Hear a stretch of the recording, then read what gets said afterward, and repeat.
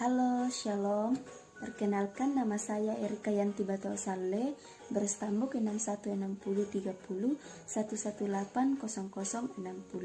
Saya dari kelas B, mata kuliah Manajemen Strategi, angkatan 2018, jurusan Akuntansi, Fakultas Ekonomi dan Bisnis dari Universitas Kristen Indonesia Paulus. Nah, dalam video kali ini saya akan membahas tentang cara memilih karyawan dalam sebuah perusahaan. Kemudian yang kedua, cara atau metode pemasaran atau marketing produk.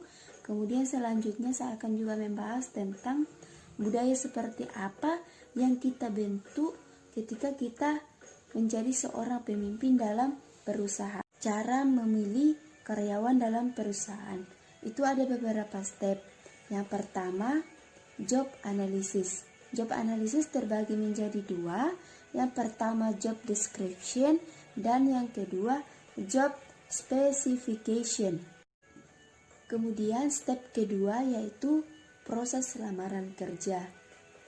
Metode lamaran kerja bisa dalam berbentuk surat lamaran, formulir lamaran, lamaran online, atau CV.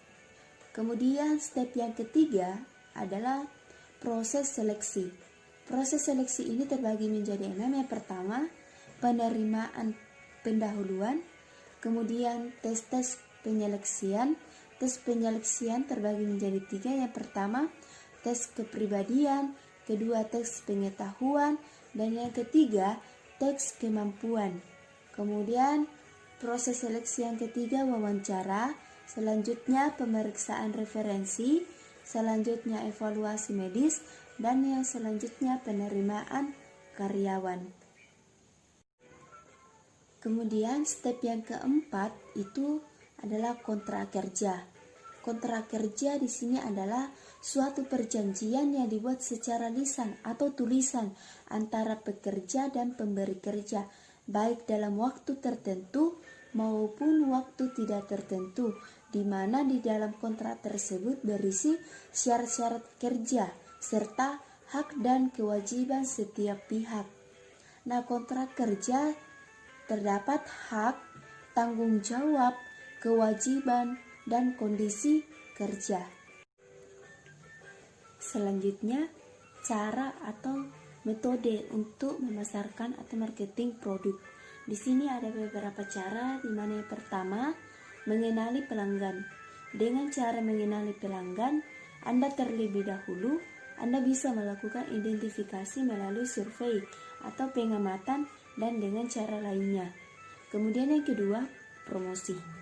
Promosi ini bisa dilakukan dengan cara membagikan brosur dan cara lainnya, seperti melalui sosmed secara online, atau menggunakan cara lama, yaitu dari mulut ke mulut.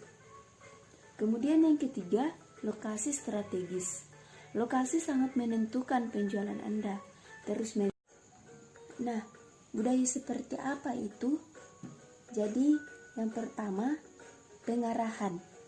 Pengarahan dimaksudkan sejauh mana suatu perusahaan dapat membuat dengan jelas sasaran dan harapan yang diinginkan. Kemudian yang kedua, integrasi.